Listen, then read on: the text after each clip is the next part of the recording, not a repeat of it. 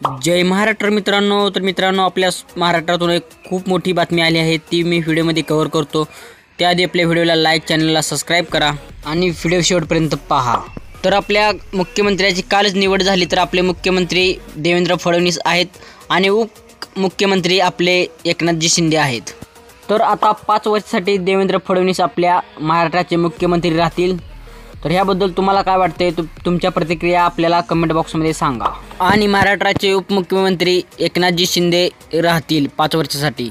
आणि मित्रांनो, तुम्हाला काय वाटते, एकनाथजी शिंदे आपल्या महाराष्ट्राचा विकास करतील का देवेंद्र फडणवीस, हे मला कमेंट बॉक्समध्ये सांगा.